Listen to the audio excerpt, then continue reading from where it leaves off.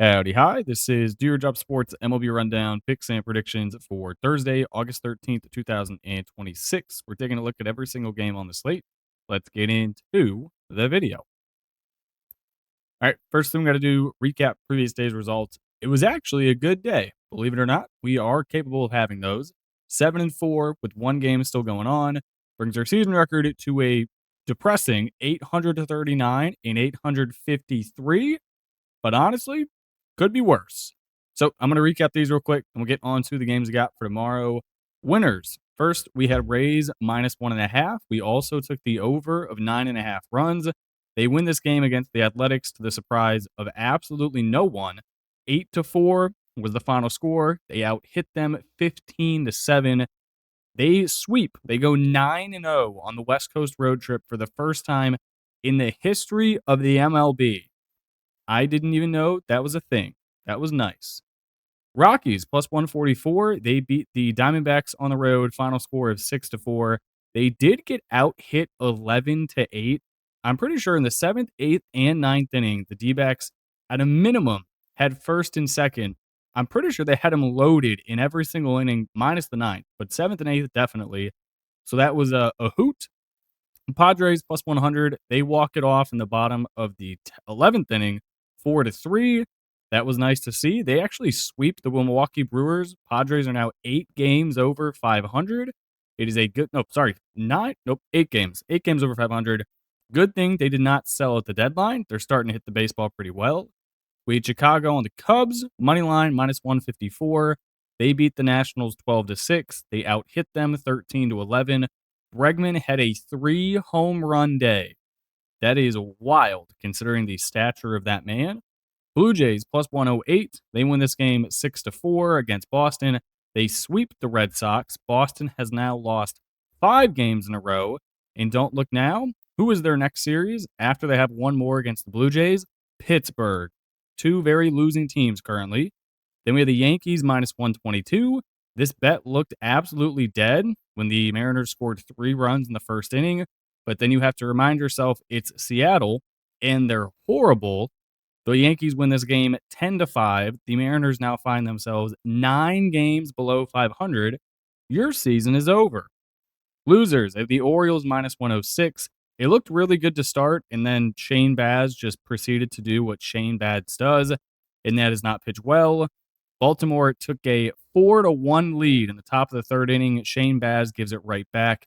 He goes 3 innings, giving up 9 hits and 5 earned, as the Twins win 7-5. We had the New York Mets plus 136 on the money line. They lose the game 6-3, getting out hit 13-7.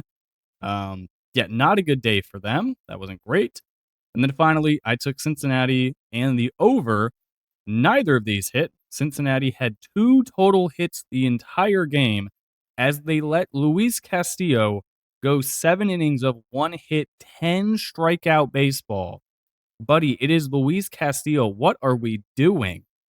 He doesn't throw 98 anymore. He throws like 95 down the middle. Come on.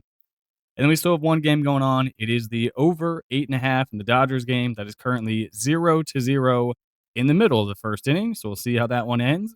And that's it. That is how we go 7-4. Let's get on to the video or the picks we have for tomorrow. All right, first game of the day. I'm taking my Guardians minus 120. I'm telling you, the Guardians offense has been hitting the ball well recently. We still can't do anything when we get guys in scoring position. Eventually, that is going to turn. Stephen Kwan, he's batting .265 on the year, but I read a stat during tonight's game. He is the hottest batter in baseball over the last 2 months.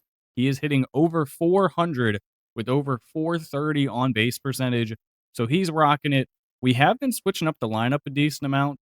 For the other day, we had Angel Henao, Brian Rocchio on the infield. Travis Bazzana's, he's not been getting any love from Stephen Vogt. Kind of concerned with what he's been doing recently, but it is what it is. Guardians have been the better team in the series, despite it being tied 1-1. Parker Messick, if we were going to turn to any pitcher and ask me who I trust, it is him. Carter Montero is pretty similar to Framber Valdez. They're not going to strike you out. They're going to try to induce weak contact. We've already seen that enough in this series. I think we will be fine. Give me the Guardians minus 120.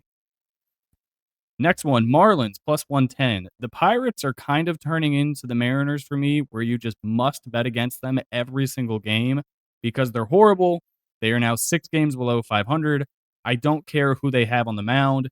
They can't hit the baseball. They can't play good defense. Their bullpen is horrible. Tyler Phillips, he's serviceable, 3-5 with a mid 3 ERA. Marlins are back to playing good baseball. I will back them at home, catching plus 110. Kinda shocked the number is where it is, but I will take it. Next one, speaking of the aforementioned Mariners, they suck. So I'm taking the Yankees minus 144. I will also be taking the over of 8 runs. Previous day, you had 2 decent pitchers on the mound. You now get Logan Gilbert and Max Fried. Outward winds of 7 miles an hour. I'm taking the over only because these are 2 home run heavy hitting teams. Yankees Park, that is home run inducing. 2 pitchers who do give up hard contact when they give it. I like the Yankees. The Mariners are just absolutely abysmal currently. There was an interview done with Cal Raleigh where he basically said, "Yeah, I'm horrible, and if I didn't have the year I had last year, I would have been sent down to AAA." And he said he would have 100% deserved it. I mean, he is disgustingly bad at baseball right now. And it's not like he's a great defensive catcher, so he's not really giving you anything on that side either. It is just a lose lose. This one staying away from, it's Cincinnati and Chicago. Tried taking the Reds last night, didn't work. White Sox are weird in the sense that they have a very powerful hitting lineup. Their pitching rotation is the question mark. Davis Martin started the year off really strong, has not been doing great in his most recent starts. Then you throw on the fact that the White Sox bullpen also isn't ideal. But with how far Luis Castillo went in the previous day's game, I mean, he gave you 7 innings, and the White Sox didn't have to throw high leverage guys because Cincinnati didn't even score a run, and they had a 5-0 lead. So the White Sox definitely have the bullpen advantage. They probably have the starting pitching advantage, but I like Andrew Abbott despite having almost a 4 ERA. That's not bad. I think you'd take that for a red starter. I'm going to stay away from this game. No, thank you. Next game, over 8 runs. Can the Red Sox end their 5-game losing streak? I mean, if you were going to do it against anyone, it would probably be Max Scherzer, who, granted, did have a very good last start, but I don't think he can do that twice in a row. Peyton Tolley going for the Red Sox. I like the over here of 8 runs.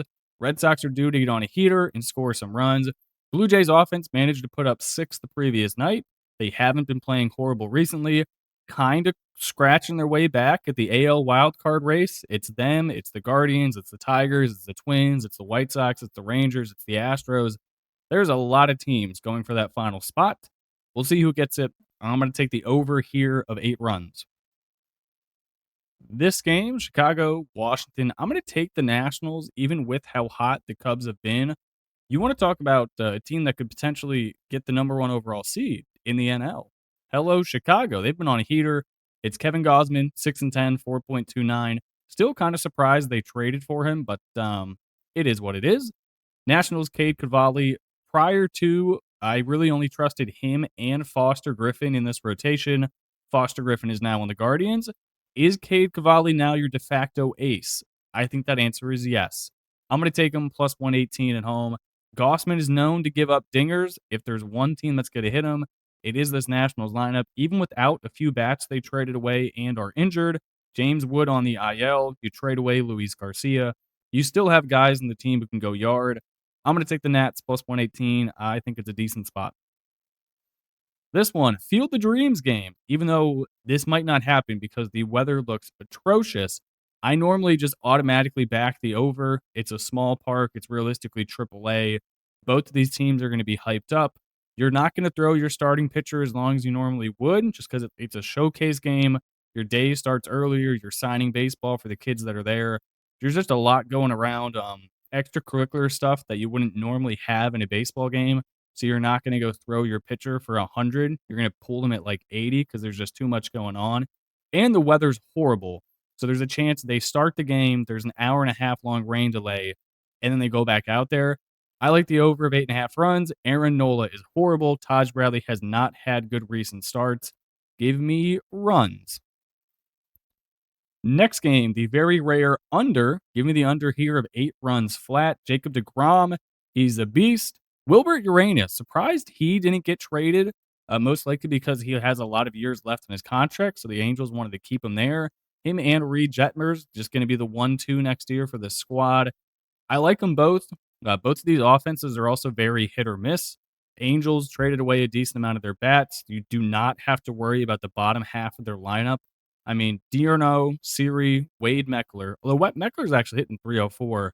Carter, Diaz, Nimmo. Like, no, I'm not concerned with any of these guys going yard.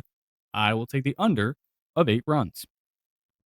And the final game, it is the best series of the weekend, probably. Brew Crew, Dodgers.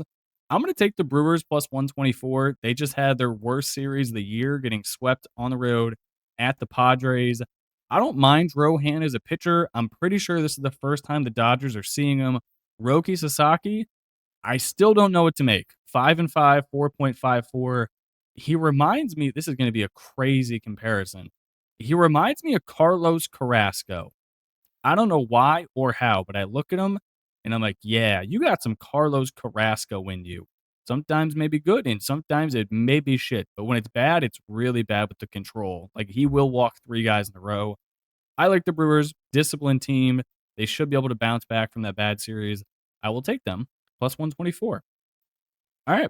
That is all I got. If you guys haven't checked it out, I posted a college football video you should go take a gander at. I talk about my 5 favorite games for this upcoming season. We are very close to college football. We are less than 3 weeks away. I cannot wait.